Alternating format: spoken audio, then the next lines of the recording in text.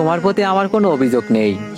অভিযোগ করার মতো শক্তি থাকলে হয়তো আজও বুকের ভিতরে এতটা শূন্যতা জমে থাকতো না। কিন্তু সত্যিটা হলো ভালোবাসা জোর করে হয় না।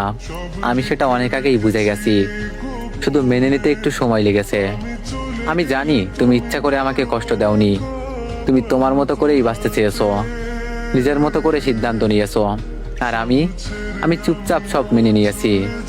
কারণ ভালোবাসা মানে তো দোষ খোঁজা না, ভালোবাসা মানে কাউকে নিজের মতো করে বেঁধে রাখা না। তবু ওই মেনে নেওয়ার প্রতিটা মুহূর্তে আমার ভিতরে ভিতরে কিছু একটা ভেঙে গেছে, শব্দ না করেই। দোষ দিই নিজেকে, হ্যাঁ নিজেকেই। কারণ আমি এমন এক ভাগ্য নিয়ে জন্মেছি যে ভাগ্য কখনো আমার মনের কথা বোঝেনি। আমি চেয়েছিলাম একটু ভালোবাসা, একটু শান্তি, একটুখানি সুখ। খুব বেশি কিছু চাইনি, শুধু এমন কেউ থাকুক যে আমার নীরবতাটুকু পড়তে পারবে, আমার চোখের ভাষা বুঝবে। কিন্তু ভাগ্য বরাবরের মতোই আমাকে ভুল বুঝেছে। আমি যখন হাসতে চেয়েছি তখন জীবন আমাকে কাঁদিয়েছে। আমি যখন ভরসা রাখতে চেয়েছি তখন বাস্তবতা আমাকে একা করে দিয়েছে। আর যখন ভালোবাসতে চেয়েছি তখনই বুঝেছি সবাই ভালোবাসা পাওয়ার জন্য তৈরি হয় না। তোমাকে ভালোবেসে আমি ভুল করিনি, ভুলটা ছিল তোমার কাছে কিছু প্রত্যাশা করা।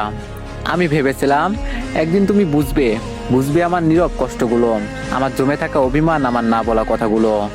কিন্তু কিছু মানুষ বোঝার জন্য আসে না, তারা আছে শুধু শিখিয়ে দিতে কিভাবে একা হয়ে যেতে হয়।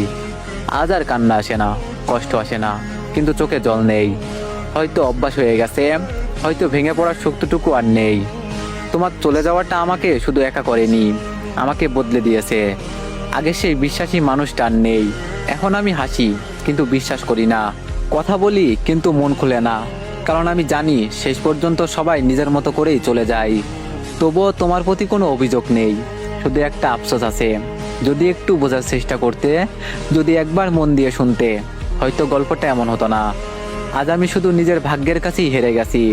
ভালোবাসা চাইতে গিয়ে পেয়েছি কষ্ট, একাকিত্ব আর অভিমান। তবু এই বুকের ভিতর কোথাও এখনো একটা নরম অনুভূতি রয়ে গেছে।